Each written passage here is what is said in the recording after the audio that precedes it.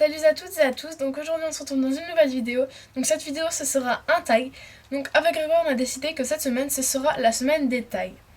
Donc en fait très souvent je pense on va faire des thèmes comme ça dans la semaine.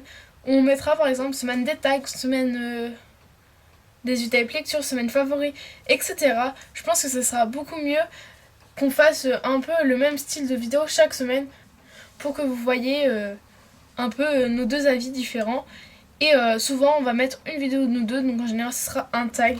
Parce qu'on a fait vraiment... quand on a tourné c'était vraiment quand il est venu chez moi, donc... Vous verrez que pour plusieurs vidéos on sera habillés de la même façon, c'est juste qu'on a tourné une heure, mais pas de vidéo. Comme ça, on les a mis aux vidéos. Parce qu'il faut savoir qu'on habite ensemble, comme on l'a dit dans la présentation, et donc ça sera compliqué pour se voir. Et donc une fois qu'on sera chez moi ou chez lui, on en fera une, 5 ou 6 ou 3 ou 4, enfin bref, on en fera et on les mettra chaque semaine. Donc si on a un cours de vidéo de nous deux, tout simplement on mettra pas et puis c'est tout. Donc on a choisi de faire des tags pas très connus sur YouTube. Comme vous avez pu le voir dimanche avec un dîner littéraire qui n'est pas super connu sur YouTube comme Zombie Apocalypse Book Tag par exemple, qui est très connu je pense. Donc je vais commencer, donc j'ai choisi de faire le tag The Opposite Book Tag. Donc c'est un tag en 10 questions, mais pour chaque question je vous présente 2 livres, vous allez très vite comprendre. Donc voilà, je vous laisse avec la vidéo et c'est parti. Première question. Le premier livre de ta collection et le dernier livre de ta collection. Donc pour moi, le premier livre de ma collection, c'est Harry Potter à l'école de sorciers de J.K. Rowling. Donc dans l'édition Folio Junior. Donc voilà, c'est le tout premier livre que j'ai lu. C'est ce qui m'a un peu entraînée dans la lecture, etc. Donc ça appartenait à ma maman et elle me l'a donné un jour. Et j'ai commencé à lire et après je les ai tous lus et après j'ai commencé à lire vraiment régulièrement. Le dernier livre de ma collection, c'est Le Labyrinthe de James Dashner dans les éditions Pocket Jeunesse. Donc, vous pouvez voir que j'ai commencé, donc il y a mon marque-page. Donc franchement, je trouve que l'objet livre est magnifique. Donc je l'ai acheté... Je crois que je l'ai acheté samedi de la semaine dernière. C'est pas le samedi là, c'est évidemment. Bref, on s'en fiche. C'est le dernier que j'ai acheté et donc voilà. La deuxième question, c'est le livre le moins cher de ta collection et le livre le plus cher. Donc le moins cher, c'est Matimbra de Frank Pavlov dans les éditions Shane. Donc voilà, il est comme ça. Et en fait, il est super fin, genre il y a 12 pages. Et donc c'est le moins cher. Voilà. Et le plus cher de ma collection, je suis désolée, je ne l'ai pas sur moi parce que je l'ai prêté à une amie. Mais c'est Le Monde de Narnia, donc le gros volume de 888 pages. Et c'est donc le livre le plus cher de ma collection. Donc, troisième question, le personnage principal est un garçon ou le personnage principal est une fille? Donc pour le personnage principal est un garçon, j'ai choisi de prendre Qui tue Alaska, donc de John Green, dans les éditions Scripto.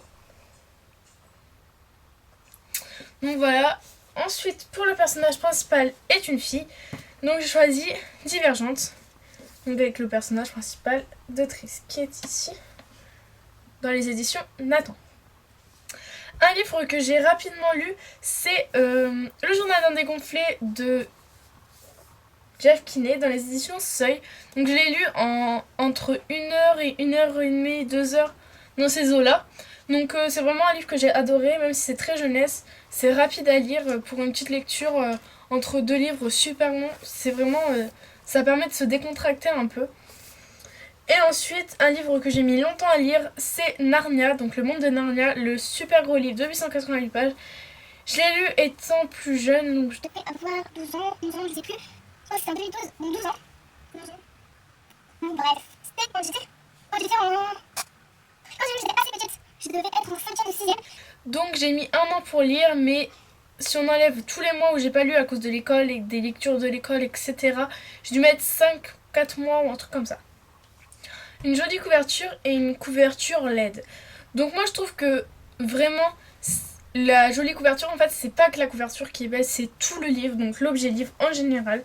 Donc c'est vraiment Miss Peregrine et les enfants particuliers de Ransom Riggs dans les éditions Bayard.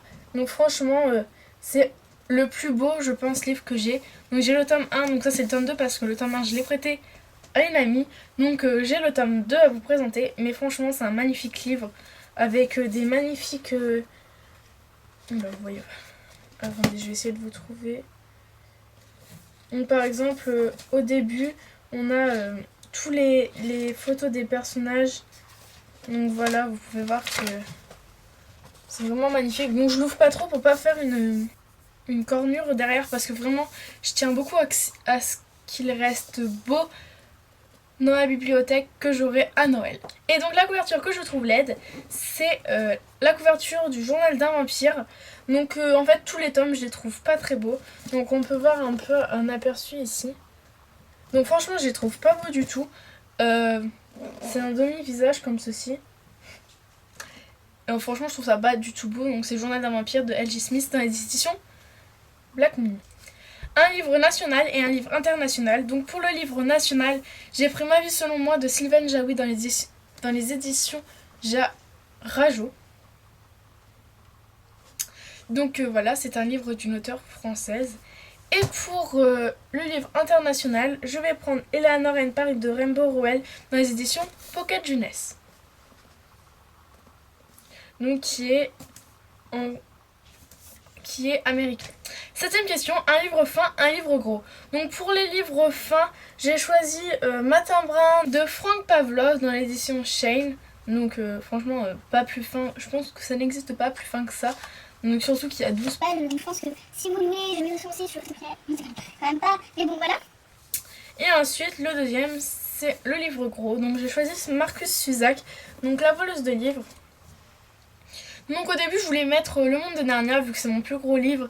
Mais après je me suis dit autant en présenter plusieurs. Même si c'est pas mon plus gros livre. Vu que je vous l'ai déjà présenté dans une précédente question, j'ai choisi celui-ci. Il est quand même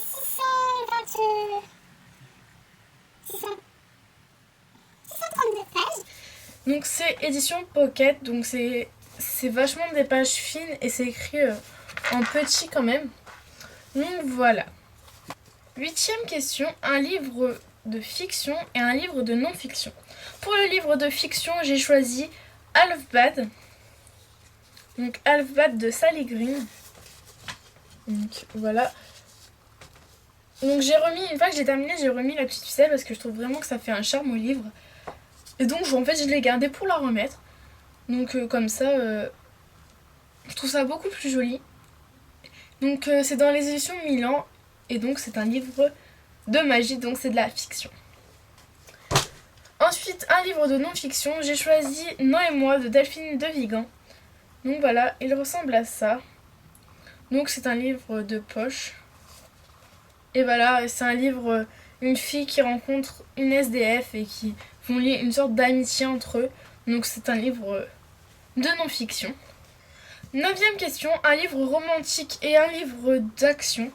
Donc pour le livre romantique, j'ai choisi Nos étoiles contraires de John Green. Parce que c'est THE livre romantique de l'année. Il y a le film qui est sorti, donc je pense que vous êtes au courant. Vu comment on entend parler partout et que toutes les filles sont folles de cette histoire, je trouve ça mignon, etc. Donc voilà. Donc dans les éditions Nathan, je pense que je vous apprends rien. Hein. Il est très connu ce livre. Et le livre d'action, j'ai choisi Hunger Games.